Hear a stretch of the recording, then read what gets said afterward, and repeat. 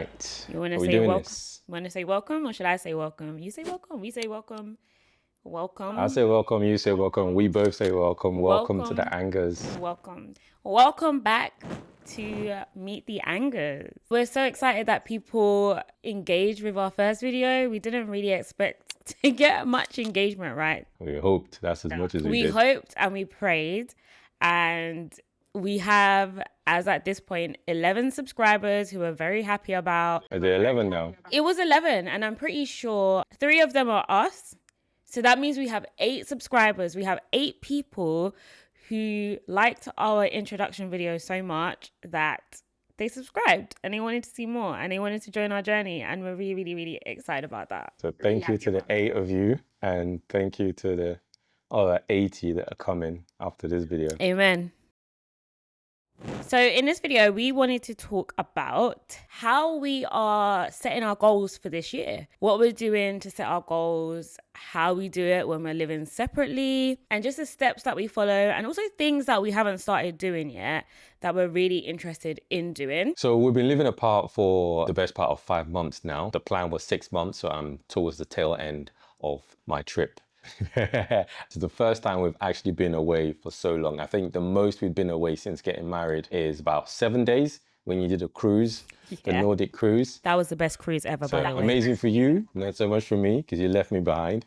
But yeah, so we went from 7 days apart to 5 months, coming up to 6 months apart. So it's safe to say it's been a heck of a journey. So living apart as a married couple has been a really interesting experience, and doing it so early in the marriage as well. I mean, it was only after about a year that we did it. So we've had time apart to learn about ourselves again. When you get married, I think it's really easy to get lost in your relationship and get tied up in that.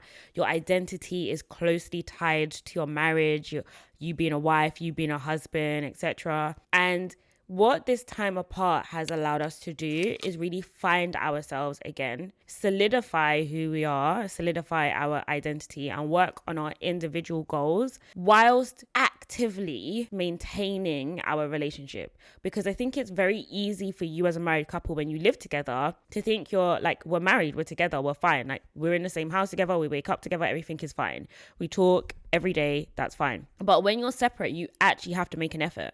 And in making that effort with communication, in making that effort with ensuring that you're reaching out, you're making sure the other person is fine, doing all of those things, that has been different. That has been trying at times because of the signal issues that we may have, or our schedules not aligning, but making sure that you are still prioritizing your marriage, even though that person is not in your face, has been a really interesting experience. It hasn't been totally as difficult as I thought it was going to be. And I think having that time apart has been really good for us as well.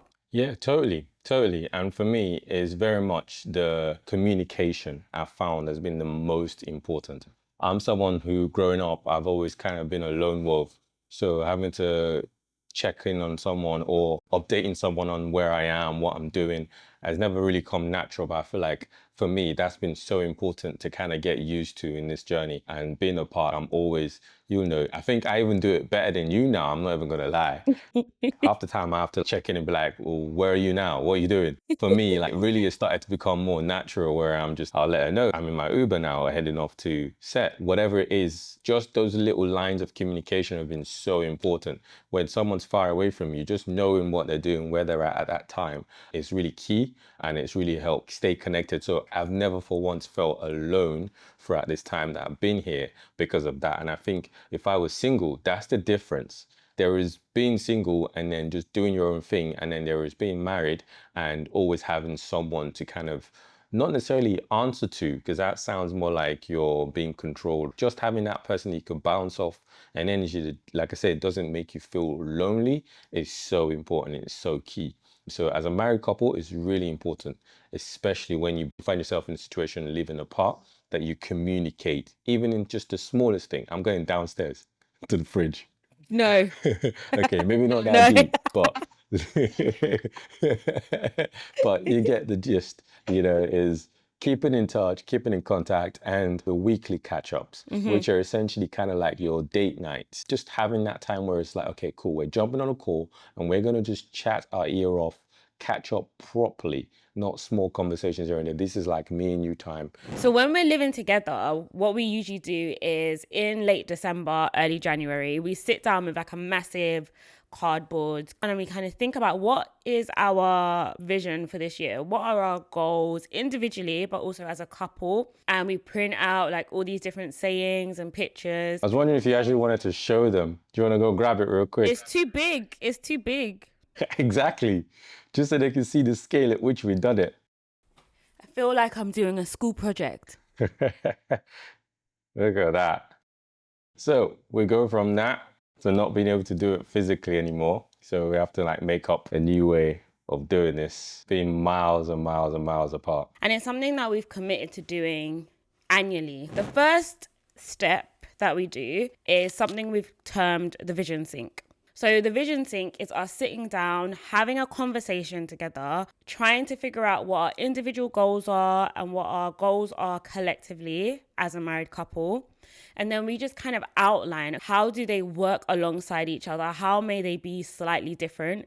And then we just have a conversation and work through all of those ideas that we've come up with. The difference is here, we're living separately. So it just means then you have to set a time aside for this. It's not just another phone call. So before the call, you would have actually thought about for yourself what you want. And then, yeah, you share that with each other.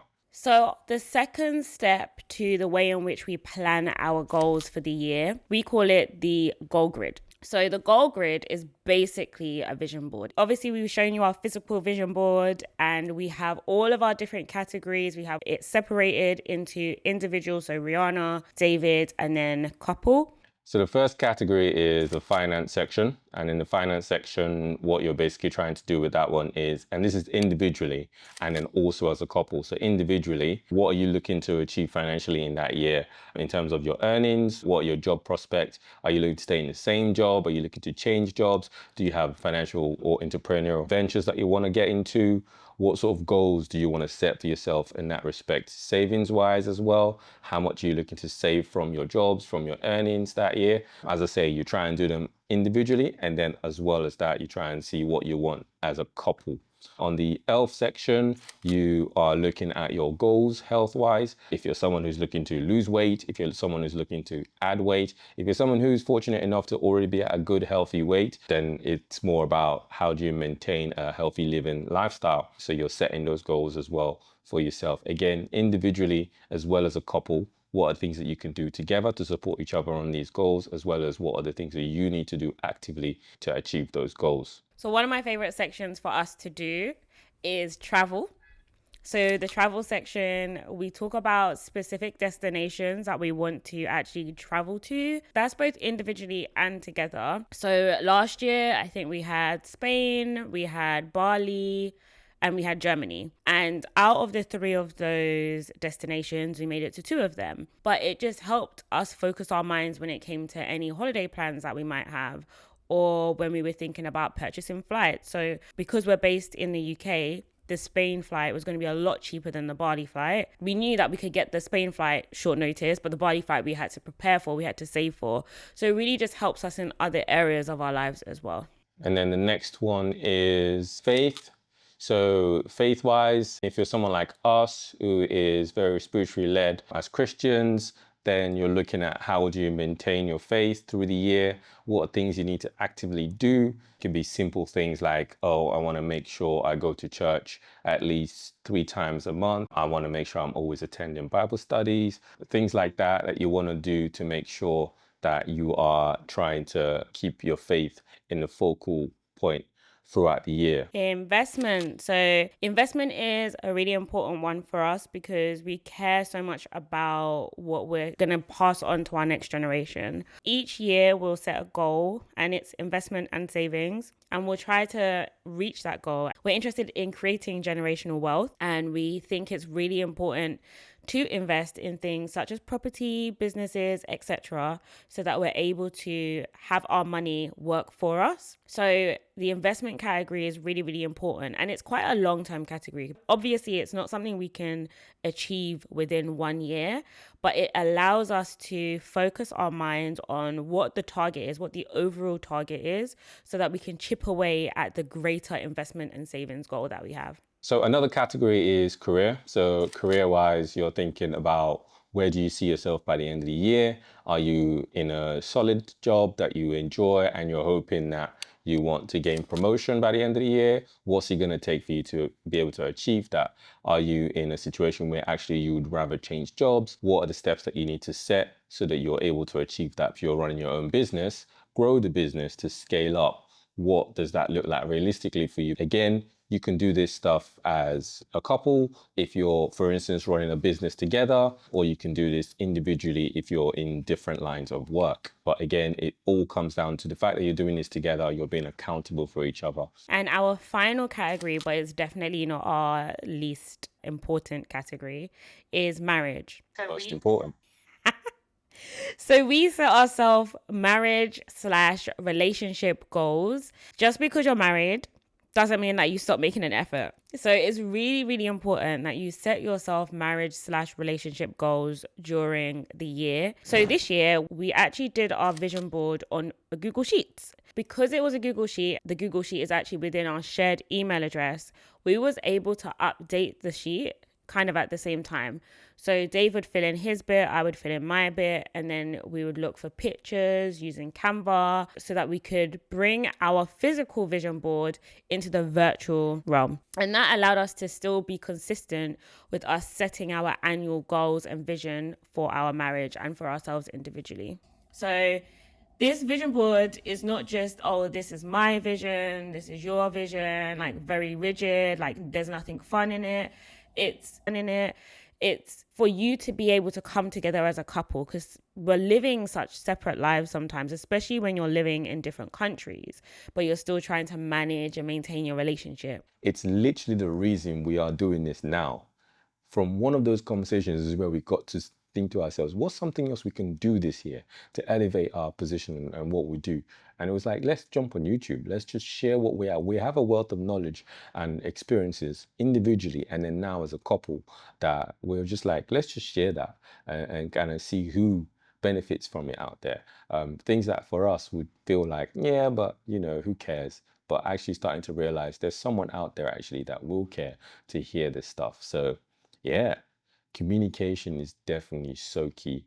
I think I've never understood that enough in marriage up until this journey. So I love that. absolutely. I absolutely love that, Dave. So our key takeaway is that you try and set your goals individually and as a couple so that you have your visions all thought out and planned. Regularly have check-ins so that you can see, okay, how are we getting on? It's kind of be accountable for each other. And if things change, you update them as you go along.